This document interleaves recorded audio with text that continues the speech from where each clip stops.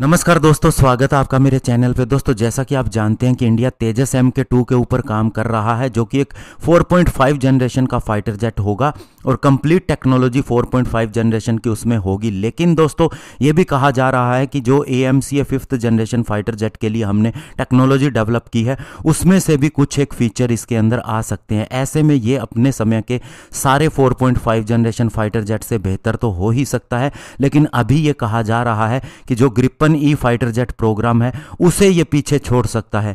क्या ये बात सही है? आज इसी के ऊपर बात करेंगे। चलिए दोस्तों, शुरू करते हैं।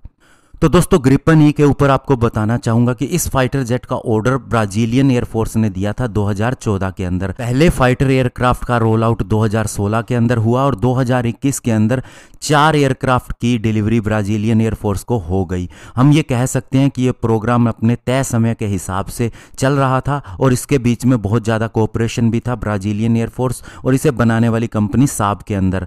लेकिन दोस्तों, फाइनल ऑपरेशनल क्लियरेंस वाला पहला ग्रिपन ई माना जा रहा है 2026 से पहले नहीं आएगा। और चूंकि दोस्तों 2014 के अंदर ऐसे 36 एयरक्राफ्ट की डील हुई थी ब्राजीलियन एयरफोर्स के द्वारा, लेकिन ये सारे इनिशियल ऑपरेशनल क्लियरेंस वाले फाइटर जेट होंगे और बाद में इन्हें फाइनल ऑपरेशनल क्लियरेंस कॉन्फ़िगरेशन के अंदर बदला जाएगा। और आप इसे ऐसे भी समझ सकते हैं कि जो तेजस MK1 है, उनमें से पहले 20 जो हैं वे IOC यानी इनिशियल ऑपरेशनल क्लियरेंस वाले फाइटर जेट हैं और जो बाकी के 20 हैं वो फाइनल ऑपरेशनल क्लियरेंस वाले फाइटर जेट हैं, जिनमें से लगभग सभी का निर्माण हो चुका है। और जहां तक तेजस MK2 की बात है तो इसका पहला सेरेमोनियल रोल आउट इसी साल के लिए रखा गया है और माना जा रहा है उसके 1 साल के बाद ही इसकी फर्स्ट फ्लाइट हो सकती है। और उसके बाद में दोस्तों, अगर हम इसके डेवलपमेंटल ट्रायल की बात करें तो 2028 के अंदर हो सकता है, जो कि ग्रिपन ई प्रोग्राम के कह सकते हैं कि लगभग बराबर सा ही है। और ऐसा इसलिए भी कहा जा रहा है कि पहले यह भी IOC कॉन्फ़िगरेशन के अंदर आएगा और फिर कुछ समय के बाद यह FOC कॉन्फ़िगरेशन के अंदर आएगा।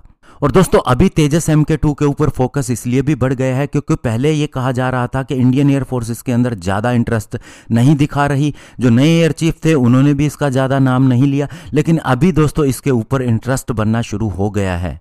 लेकिन अभी कितने नंबर्स के अंदर इसे खरीदा जाएगा इसके बारे में कोई बात नहीं कही जा रही। और साथ ही दोस्तों, देखना होगा कि क्या अभी इंडियन एयरफोर्स का फोकस इस चीज़ के ऊपर है कि वह पूरी तरह से कॉम्बैट रेडी एयरक्राफ्ट ही खरीदना चाहता है। और दोस्तों, अगर हम तेजस MK2 की बात करें, इसके डिज़ाइन, इसके कॉन्फ़िगरेशन की बात करें, तो ये बहुत ही बेहतर फाइटर जेट होने वाला है। इवन राफेल को भी कंपटीशन दे सके ऐसा फाइटर जेट डेवलप होगा। लेकिन इसके लिए ज़रूरत होगी कि इंडियन एयरफोर्स इस प्रोग्राम के साथ में न केवल बनी रहे बल्कि इसके अंदर इंटरेस्ट भी दिखाए। और जैसा कि ब्राज़ीलियन एयरफोर्स ने साब के साथ में जिस तरह से काम किया है, उसी तरह से HAL के साथ में इंडियन एयरफोर्स भी आगे आए और AMCA प्रोग्राम के साथ साथ इसके अंदर भी पूरा इंटरेस्ट दिखाए।